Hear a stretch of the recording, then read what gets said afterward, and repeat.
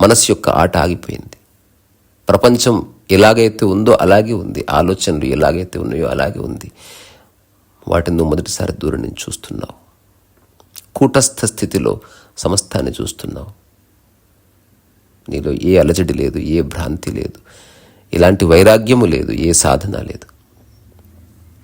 So అష్టావక్రుడు జనకుడు చెప్పిన మాటల్ని శ్రద్ధగా వింటున్నాడు. జనకుడు అంటున్నాడు, ఎంత ఆశ్చర్యం! ఇంతకాలం ఈ చిన్న విషయం తెలియక ఎంత భ్రాంతికి లోనయ్యాను. ఓ గురుదేవా, మీ మాటలతో నాలో జ్ఞానం ప్రవేశించింది. ఎలాగైతే చీకట్లో ఒక కాంతి కిరణం ప్రవేశించి ఆ చీకటిని అట్లా పారద్రోలుతుందో, సో వెలుతురు యొక్క ఉండటమే చీకటి లేని స్థితి. అట్లా నాలో ఉన్న సమస్త అజ్ఞానం ఒక కాంతిరేఖతో అట్లా మాయమైపోయింది. ఆ కాంతినే నేను. ఎంత ఆశ్చర్యం ఇది! మరి ఎవరైతే జ్ఞానోదయం పొందారో అట్లాంటి వాళ్ళ గురించిన కథలు చదివినప్పుడు మనం చాలా ఆశ్చర్యపోతాం. దానికి కారణం ఏమిటి? మొట్టమొదటిసారి అట్లాంటి ఒక కాంతి కిరణం హఠాత్తుగా నీలో ప్రసరించినప్పుడు ఒక రకమైన ఉన్మత్త స్థితి, ఉద్రేక స్థితి కొందరికి కలిగింది. కొందరు కేకలేశారు, కొందరు బట్టలు చింపుకొని పరిగెత్తారు, కొందరు అందరి కాళ్ళు మొక్కారు, కొందరు వారి కాళ్ళు వాళ్ళే మొక్కుకున్నారు, కొందరు కన్నీళ్లు పెట్టారు, కొందరు స్థాణువైపోయారు, కొందరు మౌనం అయిపోయారు, కొందరు సమాధిలోకి వెళ్ళారు, కొందరు పిచ్చివాళ్ళు అయిపోయారు. ఆశ్చర్యం! ఇంతకాలం ఈ పనికిరాని విషయాల్ని నావి అనుకుని ఎంత బాధపడ్డాను, ఎంత గింజుకున్నాను. ఆ లంకెలన్నీ ఒక్కసారి తెగిపోయాయి. అహో, నేను నిరంజనుణ్ణి, నేను శాంతస్వరూపిణి, నేను విశ్వసాక్షిని. ఇంత సుఖం, ఇంత ఆనందం, ఇంత ప్రశాంతత మొదటిసారి తెలిసింది. ఎరుక యొక్క మహత్తు, చైతన్యం యొక్క మహత్తు. ఒక చిన్న ఉదాహరణ చెప్తే మీకు అర్థమవుతుంది ఈ మానసిక స్థితి. ఒక వ్యక్తి అమితాబ్ బచ్చన్ ఆరాధిస్తున్నాడు, the super star of India. So ఆరాధించే వ్యక్తికి తెలుసు అమితాబ్ బచ్చన్ ఎప్పటికీ రాలేడని. తను అమితాబ్ బచ్చన్ని ప్రయత్నం చేసుకున్నా కలుసుకోలేడని. తను నిరంతరం ఒకానొక మోహంలో, ఒకానొక ఆసక్తితో అమితాబ్ బచ్చన్ని ఆరాధిస్తున్నాడు. తప్పు లేదు. ఒకరోజు హఠాత్తుగా నువ్వు నిద్రిస్తుంటే ఎవరో అలా తట్టి నిన్ను లేపారు. కళ్ళు తెరిచి చూస్తే అమితాబ్ బచ్చన్. నువ్వు ఆశ్చర్యపోతావు. అట్లా ఎన్నో టెలివిజన్ షోస్ వచ్చాయి. ఎవరెవరినో ఆర్డినరీ పీపుల్ని, ఆడియన్స్ని, అభిమానుల్ని అట్లా స్టూడియోకి తీసుకొస్తారు. వాళ్ళకి చెప్పరు. హఠాత్తుగా వాళ్ళ అభిమాన హీరో వాళ్ళ ముందు వచ్చి నిలబడతాడు. వాళ్ళ కథలు గంతలు తీస్తే ఎగిరి గంతులు ఇస్తారు, ఏడుస్తారు, బాధపడతారు. ఎంత పిచ్చిగా ప్రవర్తిస్తారు. దానికి కారణం ఏమిటి? నువ్వు ఏనాడు నీ జీవితంలోకి రాదు అనుకున్నది హఠాత్తుగా రావడంతో నీకు ఒక ఆశ్చర్యం. జనకుడు అట్లాంటి ఒక గమ్మత్తైన ఆశ్చర్యాన్ని అనుభవిస్తున్నాడు. అహో, ఎంత ఆశ్చర్యం ఇది! యథా ప్రకాశమామ్యే ఏకో దేహమేనం తథా జగత్. ఈ సమస్త ప్రపంచానికి నేను ప్రకాశాన్ని అందిస్తున్నాను. నా మెరిసే దేహం వెనుక నేనున్నాను. సో నా దృష్టి ఇంతకాలం దేహం మీద ఉంది, నేను సాధించిన విజయాల మీద ఉంది, నాకు వచ్చిన అవార్డుల మీద ఉంది, నేను కొనుక్కున్న వస్తువుల మీద ఉంది.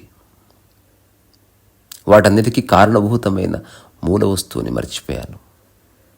సో మొదటిసారి దృష్టి మారింది, దాంతో అంతా మారింది. ఓ గురుదేవా, ఎంత ఆశ్చర్యం ఇది!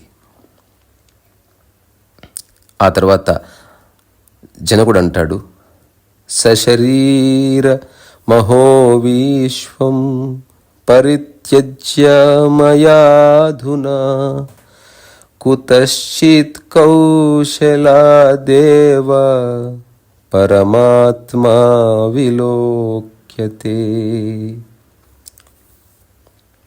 ఆశ్చర్యపోతున్నాడు జనకుడు. స శరీర మహోవిశ్వం పరిత్యజ మాయాధునా. ఆశ్చర్యం!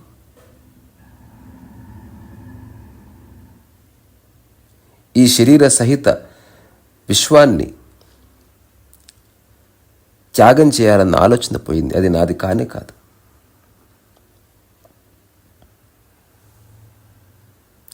శరీరమహో విశ్వం పరిత్యజ మాయాధునా కుతశ్చిత్ కౌశల దేవ పరమాత్మ విలోక్యతే.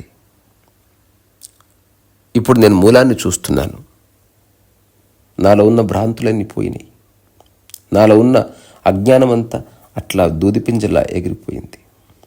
ఇదంతా ఒక్క క్షణం అత్యంత హఠాత్తుగా, ఆశ్చర్యంగా, సహజంగా జరిగింది.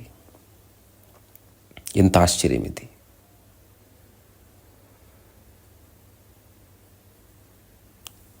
సో నేనే శరీరం అనుకున్నాను. సమస్తము నా శరీరం అని తెలిసింది ఇప్పుడు.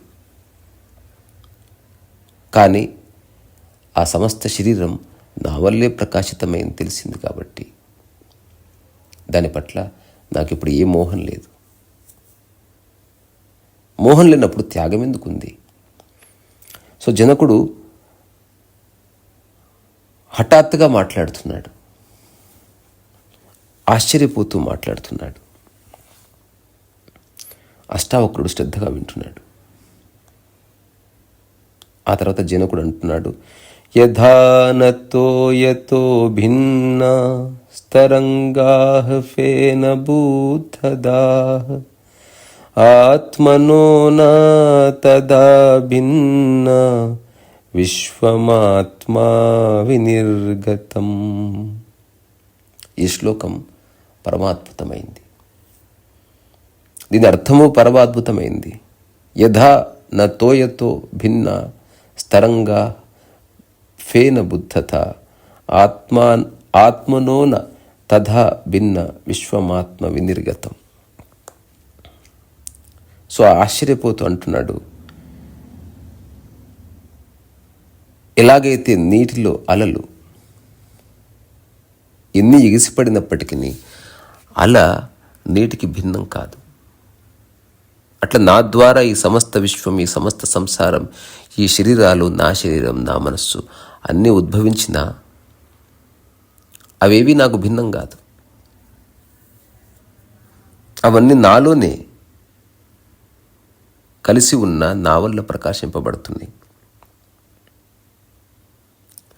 సో మొదటిసారి నా దృష్టి మారింది. ఇంతకాలం అలల్ని చూశాను, ఇంతకాలం మనస్సు కనే కళల్ని చూశాను. కానీ మీ మాటలతో నేను మూలాన్ని చూస్తున్నాను. అహో, ఎంత ఆశ్చర్యం ఇది! సో జర్మన్లో ఒక వర్డ్ ఉంటుంది, గెస్టాల్ట్. ఎప్పుడైనా మీరు ఇంటర్నెట్లో కొన్ని ఇమేజెస్ సెర్చ్ చేస్తే ఒకే ఇమేజ్, ఒకే రేఖాచిత్రం ఉంటుంది. కానీ ఒక విధంగా చూస్తే ఒకలాగా అనిపిస్తుంది, ఇంకొక విధంగా చూస్తే ఇంకొకలా అనిపిస్తుంది. నేను ఒక ఆర్టిస్ట్ని కాబట్టి అనుకుంటే అటువంటివి క్రియేట్ చేయగలను కూడా. ఎప్పుడైనా ఇంటర్నెట్లో చూసి ఉండవచ్చు, అట్లా అలలు, సముద్రము, ఆ నీటి ఒడ్డున ఉన్నటువంటి రాళ్ళు, రప్పలు అన్నీ కనిపిస్తాయి. కానీ సరిగ్గా చూస్తే అందులో ఒక హనుమంతుడి బొమ్మ కనిపిస్తుంది. ఏదో అడవి చిత్రం కనిపిస్తుంది. సరిగ్గా చూస్తే అందులో ఒక తల్లి, బిడ్డ ఒకరినొకరు అట్లా చూసుకుంటున్న ప్రతిరూపం కనిపిస్తుంది. సో అష్టావక్రుడికి జనకుడు చెప్తున్నాడు, ఇంతకాలం నా దృష్టి బయటి విషయాల మీద ఉంది, వాటితో నన్ను నేను జోడించుకున్నాను. మొదటిసారి నా దృష్టి వాటి మీద నుంచి పక్కకి వెళ్ళిపోయింది. అవేవి నేను కాదని తెలుసుకున్నాను. అవన్నీ నా వల్లే వ్యాపితమై ఉన్నాయి, అవన్నీ నా వల్లే నిలబడుతున్నాయి, అవన్నీ నా వల్లే ప్రకాశిస్తున్నాయి, అవన్నీ నా వల్లే కదలికలో ఉన్నాయి. తద్వారా అవేవి నేను కాదు. అవి ఉన్నా లేకపోయినా నేనున్నాను. సంసారం ఉన్నా లేకపోయినా నేనున్నాను. ప్రాపర్టీ ఉన్నా లేకపోయినా నేనున్నాను. అవార్డ్స్, రివార్డ్స్ ఉన్నా లేకపోయినా నేనున్నాను. నా చుట్టూ నన్ను మెచ్చుకునే వాళ్ళు, క్రిటిసైజ్ చేసేవాళ్ళు లేకపోయినా నేనున్నాను. నేను ఎప్పుడూ ఉన్నాను, సర్వదా నేనున్నాను. సో గురుదేవ, మొదటిసారి మీ మాటలతో నా దృష్టి మారింది. ఏది నాది కాదో నేను గుర్తించాను. ఏవేవి నా వల్ల ప్రకాశితం అవుతున్నాయో అది నాలో భాగమని గుర్తించాను. కానీ వాటి ప్రకాశానికి కారణమైన శుద్ధ చైతన్యం నేనని గుర్తించి దానితో నేను ఉంటున్నాను. నేనే శుద్ధ చైతన్యాన్ని, నేనే సాక్షిని. ఈ సమస్త విశ్వాన్ని, సమస్త సంసారాన్ని, సమస్త విషయాల్ని నేను సాక్షిగా చూసేవాడిని, నేను ద్రష్టను. అట్లా నేను మీరు చెప్పింది విని అంగీకరిస్తున్నాను. నిజంగా విశ్వసాక్షి సుఖీభవ్. సమస్త విశ్వాన్ని నేను సాక్షిగా చూసి అద్భుతమైన ఆనందంలో, ఒక హర్షాతిరేకంలో, ఒక ఆశ్చర్యంలో ఉన్నాను. ఇంత చిన్న విషయం నాకెందుకు బోధపడలేదు? ఎందుకింత ఆరాటపడ్డాను? ఎందుకింత ఏడ్చాను? ఎందుకింత అజ్ఞానంలో కొట్టుమిట్టాడాను? ఓ గురుదేవా, ఎంత ఆశ్చర్యం ఇది! ఇలా జనకుడు తన యొక్క ఆశ్చర్యాన్ని వ్యక్తపరుస్తున్నప్పుడు అష్టావక్రుడు శ్రద్ధగా వింటున్నాడు. ఆ తర్వాత జనకుడు ఇట్లా అన్నాడు: తంతు మాత్రో భవేదేవ పటో యద్విచారితాః ఆత్మతన్మాత్రమే వేదం తద్విశ్వవిచారితం. తంతు మాత్రో భవే దేవ పటో యద్విచారితః ఆత్మతన్మాత్రమే వేదం తద్విశ్వవిచారితం. జనకుడు రకరకాల ఎగ్జాంపుల్స్తో అష్టావక్రుడికి ఎక్స్ప్లెయిన్ చేస్తున్నాడు. తన అనుభవాన్ని ఎలా ఒకానొక తేలికైన పరిభాషలో చెప్పవచ్చు. మనం చాలా సందర్భాల్లో ఒక ఉపమానాన్ని వాడుకుంటాం. ఆ ఉపమానాన్ని వాడుకోవడానికి సందర్భం ఏమిటి అంటే, ఏదైతే మనం ఉన్నదాన్ని యథావిధిగా యథాతథంగా చెప్పలేమో, భాషకు అతీతమైందో, అట్లాంటప్పుడు మనం ఒక ఉపమానాన్ని, సో జనకుడు ఒక ఉపమానం చెప్తున్నాడు. సో ఏదైనా వస్త్రం ఉందనుకో, ఆ వస్త్రం ఆత్మ వంటిది. ఎప్పుడైతే ఆ వస్త్రాన్ని చూసిన మనిషి వస్త్రాన్ని వస్త్రంగా చూస్తాడో, ఇతను ఒక ఆత్మస్వరూపుడిగా ఉంటాడు. కానీ ఎప్పుడైతే మనస్సు అందులో దూర్చి ఆ వస్త్రంలో ఒక పంజాబీ డ్రెస్ చూసిందే, ఆ వస్త్రంలో ఒక రాజు వేసుకునే ఒక కుర్తా చూసినప్పుడు, ఆ వస్త్రంలో ఒక చిన్న పిల్లవాడి ఒక షర్టు చూసినప్పుడు, ఆ వస్త్రం మనకు రకరకాలుగా కనబడే ఒక అభావం కలుగుతుంది. అలాగే ఇంతకాలం నన్ను నేను ఖండఖండాలుగా చేసుకొని చూసుకున్నాను. తద్వారా ఆ అన్ని సంవేదనలు నాకు కలిగాయి. కానీ మొదటిసారి ఎలాగైతే అన్ని వస్త్రాలకి అతీతంగా మూల వస్త్రం ఉందో, అది చూడ్డానికి షర్ట్లా కనబడవచ్చు, ప్యాంట్లా కనబడవచ్చు, లేకపోతే ఏ విధంగా అయినా కనబడవచ్చు, మన దృష్టిని బట్టి సృష్టి. కానీ వీటన్నిటికీ అతీతంగా ఉన్న వస్త్రాన్ని మొదటిసారి చూస్తున్నాను. ఏ వస్త్రం లేకపోతే, ఏ షర్టు లేదో, ఏ వస్త్రం లేకపోతే ఏ ప్యాంటు లేదు, ఏ వస్త్రం లేకపోతే పంజాబీ డ్రెస్ లేదు, ఏ వస్త్రం లేకపోతే చీర లేదు, ఆ వస్త్రం, ఆ మూలస్థితి వైపు నేను దృష్టి పెట్టాను. బంగారం ఒక్కటే, ఆభరణాలు అనంతం. రకరకాల ఆభరణాలు రకరకాల ఆకారాల్లో కనిపిస్తాయి. రకరకాల ఆభరణాలకి రకరకాల పేర్లు. గాజు అను, నక్లెస్ అను, చెవి కమ్మలను, ముక్కు పుడకాను, ఏదైనాను అంతా బంగారమే. ఇంతకాలం రకరకాల విషయాలు, వాటి పేర్లు, ఆ నామరూపాల్లో నేను బంధింపబడి మోహభ్రాంతితో ఉన్నాను. మొదటిసారి మీ మాటలతో తెలిసింది మూలమే నేనని. సో ఎట్లా అయితే రకరకాల బట్టల్లో వస్త్రం దాగి ఉందో, రకరకాల ఆభరణాల్లో బంగారం దాగి ఉందో, అట్లా ఈ సమస్త సంసారంలో నేనే ఉన్నాను. అన్నీ నావే గనుక చెప్పుకునేవాడు లేడు. అన్నీ నావే గనుక దొంగతనం చేసేవాడు లేడు. అన్నీ నావే గనుక చెప్పుకునేది లేదు. అన్నీ నావే గనక క్లెయిమింగ్ లేదు. అన్నీ నావే గనక ఎక్కడికి ఏది పోదు, ఎక్కడికి ఏది రాదు. ఒక చిన్న ఎగ్జాంపుల్ చెప్తా, గుర్తుంచుకోండి, ఉపయోగపడవచ్చు. అష్టావక్రుడి మాటలు వింటే ఒక్కొక్కసారి హఠాత్తుగా జ్ఞానోదయం కూడా కలగవచ్చు. ఖాళీగా ఉన్న పాత్ర నిండుతుంది. నిండు పాత్ర ఎట్లా నిండుతుంది? సో జనకుడు తన మనస్సు సంపూర్ణంగా శూన్యం చేసుకుని విన్నాడు. హఠాత్తుగా ఏదో ప్రతిబింబించింది. ఆ అవగాహనతో ఆశ్చర్యంలో మాట్లాడుతున్నాడు. మీ ఇంట్లో ఒక పాత్ర ఉంది. ఆ ఇంట్లో 4 గదులు ఉన్నాయి. ఆ 4 గదుల్లో వేరే వాళ్ళు వచ్చి అద్దెకుంటున్నారు. ఇప్పుడు ఒక చిన్న పిల్లవాడు మీ ఇంట్లోని పాత్రకు తీసుకెళ్ళి వేరే గదిలో పెట్టాడు. అప్పుడు మీకేమనిపిస్తుంది? నా పాత్ర వేరే గది, వేరే ఇంటికి వెళ్ళింది అనుకుంటున్నారు. ఆ తర్వాత కొంతకాలానికి ఆ 4 గదులు మీరే కొన్నారు. అప్పుడు ఆ పాత్ర ఏ ఇంట్లో ఉన్నా నీ ఇంట్లో ఉన్నట్టే. అట్లా సమస్తం నీదనుకున్నప్పుడు చెప్పేవాడు ఉండడు, చెప్పుకోవడానికి ఏముండదు. సో జనకుడు అక్కడి నుంచి మాట్లాడుతున్నాడు.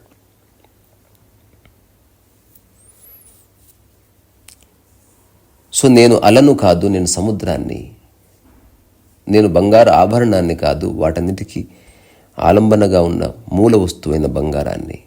అట్లాగే నేను ఒక మనసు సృష్టించినటువంటి, ఒక టైలర్ సృష్టించిన ఒక వస్త్రాన్ని కాదు, దానికి అతీతంగా ఉన్న నామరూపం లేని ఒకానొక వస్త్రాన్ని. దానికి ఏ పేరు లేదు, ఏ రూపం లేదు. వస్త్రానికి ఏ పేరు ఏ రూపం ఉంటుంది? బంగారం ముడి సరుకు, మూల వస్తువు అది. అట్లాగే నేను మబ్బుల్ని కాదు, ఆకాశాన్ని. అట్లాగే నేను ఒక అనంతాన్ని, ఒక అంతులేని ఏకాంతాన్ని. ఎంత ఆశ్చర్యం ఇది! సో ఇంతకాలం అనుకున్నాను, స్వయాన్ని గుర్తించాలంటే సంసారాన్ని వదిలిపెట్టాలని ఎన్నో త్యాగాలు చేశాను, దానాలు చేశాను. ఎంత అబద్ధం అది! స్వయాన్ని గుర్తించగానే ఆటోమేటిక్గా సంసారం పడిపోయింది ఈ క్షణం. ఓ గురుదేవా, మీరు చెప్పిన రకరకాల సూత్రాల వల్ల నా స్వయం నాకు తెలిసింది. అది తెలియడంతో అంతా పడిపోయింది. ఏది నాదో, ఏది నేనో తెలియడంతో ఏది నేను కాదో, ఏది నేనో స్పష్టంగా తెలిసింది. అనుకుంటే అంతా నాది, లేదా ఏది నాది కాదు, నా శరీరం, నా మనసుతో సహా. అన్ని రకాల అటాచ్మెంట్స్ సంపూర్ణంగా మాయమైపోయాయి. నేను ఈ క్షణం సంపూర్ణ విముక్తిలో ఉన్నా అని జనకుడు ఆశ్చర్యపోతూ ఈ విషయాన్ని అంతా చెప్పాడు. సో నిజంగా సత్యం తెలిసినప్పుడు చాలా ఆశ్చర్యం కలుగుతుంది. నువ్వు ఎప్పటికీ నీ జీవితంలోకి రాదు అనుకున్నది హఠాత్తుగా నీ జీవితంలోకి వస్తే ఒక ఆశ్చర్యం కలుగుతుంది. ఎప్పుడు చూడండి, ఎప్పుడు కని విని ఎరుగంది మొదటిసారి నీ జీవితంలోకి వస్తే ఆశ్చర్యం కలుగుతుంది.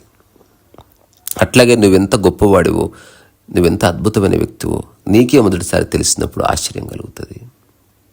ఎవరితో పోల్చుకున్నప్పుడు నువ్వెంత హాయిగా, ఆనందంగా, హుందాగా ఉన్నావో, ఎంత ప్రత్యేకమైన క్వాలిటీస్తో కలిగి ఉన్నావో ఆశ్చర్యం కలుగుతుంది.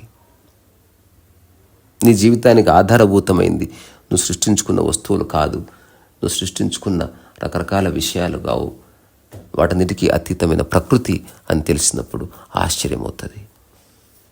సో జ్ఞాని తన్ను తాను ప్రకృతికి జోడించుకుంటాడు, అజ్ఞాని తన్ను తాను ప్రపంచానికి జోడించుకుంటాడు. ప్రపంచం ఒక అవసరం, ప్రకృతి నీ అస్తిత్వం. నీవే ప్రకృతి, ప్రకృతి నీవు. కానీ నీవు ప్రపంచం కాదు అనుకోవడం వల్ల మోహభ్రాంతి వచ్చింది. ఆ భ్రాంతి అంతా పోయింది అని జనకుడు ఆశ్చర్యపోతూ చెప్తున్నాడు. సో ఈ 2వ చాప్టర్లో ఒక 25 శ్లోకాలు ఉన్నాయి. ఈరోజు ఒక 5 శ్లోకాల గురించి చెప్పుకున్నాం. జనకుడు కానీ అష్టావక్రుడు కానీ చెప్పిందే చెప్పినట్టు, రిపీట్ చేసినట్టు అనిపిస్తుంది, కానీ సత్యం యొక్క దర్శనం అలాగే ఉంటుంది. సో ఫిలసాఫికల్గా ఎవరైనా ఏదైనా చెప్పొచ్చు, మాటపరంగా అందరికీ ఆత్మజ్ఞానం తెలుసు, కానీ అనుభవపరంగా ఎప్పుడు తెలుస్తుంది? అది నిజంగా అనుభవించినప్పుడు తెలుస్తుంది. సరైన వ్యక్తి, సరైన గురువు దాన్ని ప్రశ్నించినప్పుడు, తర్కించినప్పుడు, పరీక్ష పెట్టినప్పుడు తెలుస్తుంది. సో ఇప్పటి వరకు జనకుడు అడిగిన ప్రశ్నకి అష్టావక్రుడు ఆసువుగా అట్లా సమాధానం చెప్పాడు. ఏముందయ్యా, ముక్తి, జ్ఞానం, మోక్షం, వైరాగ్యం చిన్న విషయాలు ఇవి, దానికి సాధన ఎందుకు? ఏవి నీవి కాదో అవి నీవి కాదని గుర్తించడంతో ముక్తి. ఇంతకాలం నిద్రలో ఉన్నావు, జస్ట్ మేలుకొని చూడు. ఇంతకాలం మేలుకొని కలగన్నావు, అది కళ అని తెలుసుకో, తద్వారా తక్షణ ముక్తి. ఇదే జ్ఞానం. తద్వారా ఏ ప్రత్యేకమైన వైరాగ్యం అవసరం లేదు. ఆత్మకి అనుబంధమే లేదు, బంధమే లేదు, వైరాగ్యం ఎందుకు? సో అష్టావక్రుడు చెప్తున్న జ్ఞానం అత్యంత సూక్ష్మమైంది. ఇది తర్కానికి అతీతం. ఒక logical mind can never understand Ashtavakra. పుస్తకాలు ఇరుక్కుపోయిన మనస్సు, గురువుల్లో ఇరుక్కుపోయిన మనస్సు, సాంప్రదాయాల్లో ఇరుక్కుపోయిన మనస్సు అష్టావక్రుడిని అర్థం చేసుకోవడం కష్టం. రకరకాల సాధనలు చేసి ఏదో సాధించాలనుకునే వాళ్ళకి రకరకాల పద్ధతులు ఉపయోగపడవచ్చు. ముక్తి కావాలి, నిజమైన జ్ఞానం కావాలి అనుకునే వాడికి అష్టావక్రుడు గురువు. అష్టావక్రుడు నీకు ముక్తిని, ఓన్లీ ముక్తిని మాత్రమే ఇవ్వడానికి తన వ్యాఖ్య అందజేస్తున్నాడు. అష్టావక్రుడి దృష్టిలో నీకు ఏది అంటుకోదు. నువ్వు ఆత్మవు, బోధస్వరూపానివి, నువ్వు చైతన్యానివి, నువ్వు సంపూర్ణ ఎరుకవి, నువ్వు నిరంజనునివి, నువ్వు నిరాకారునివి, నువ్వు నిర్దోషివి. సో వీటికి ఏ మరకలు అంటుకో. అనవసరంగా నిన్ను నువ్వు రకరకాల విషయాలకు జోడించి నువ్వు భ్రాంతికి గురవుతున్నావు. అవి నీ జీవితంలోకి వచ్చినప్పుడు ఆనందానికి గురవుతున్నావు, అవి పోయినప్పుడు బాధకు గురవుతున్నావు, అవి రాకపోతే ఆశపడుతున్నావు, వస్తాదన్న ఒకానొక ఆలోచనతో నువ్వు ఒత్తిడికి గురవుతున్నావు. నీదెవరన్నా లాగేసుకున్నప్పుడు పగ, ప్రతీకారం, అదంతా భ్రాంతి. సో ఇట్లాంటి భ్రాంతులన్నీ ప్రతి మనిషి వదిలేసుకుంటేనే నిజమైన ఆనందం జీవితంలోకి వస్తుంది. అది ఆల్రెడీ ఉంది, కానీ అది కనబడనీయకుండా చేసే రకరకాల విషయాల్ని తక్షణం వదిలేయడానికి కావలసిన ధైర్యం ఉన్నప్పుడు అష్టావక్రుడు మీ జీవితంలోకి ప్రవేశిస్తాడు. అట్లాంటి క్షణం మీ అందరి జీవితాలు రావాలని నేను మనస్ఫూర్తిగా కోరుకుంటున్నా. ఉన్న చోటే మీరంతా హాయిగా ఉండాలని, అన్నిటి మధ్య ఉంటూ అన్నిటిని ఉపయోగించుకుంటూ, దేనికి మీరు నా జోడించకుండా, మిమ్మల్ని మీరు జోడించుకోకుండా నిష్కామ కర్మ చేస్తూ సంపూర్ణ ఆనందాన్ని అనుభవించే అవకాశాన్ని సద్వినియోగం చేసుకుంటారు. అష్టావకుడు చెప్తున్నాడు, నేను చెప్తున్నాను, ఇంతకంటే సులువైన మార్గం లేదు. విశ్వ సాక్షి సుఖీభవ. ఈ సమస్త విశ్వాన్ని సాక్షిగా దర్శించు. ఏ తరంగాలు లేని అంతరంగమున స్థితమో జ్ఞాని ఆనంద సముద్రుడు రిసరసో వైస. ఇక్కడి నుంచే మీ అందరి ఓపికకి శిరస్సు వంచి నమస్కారం చేస్తున్నా. స్వీకరించండి. రిసరసో వైస.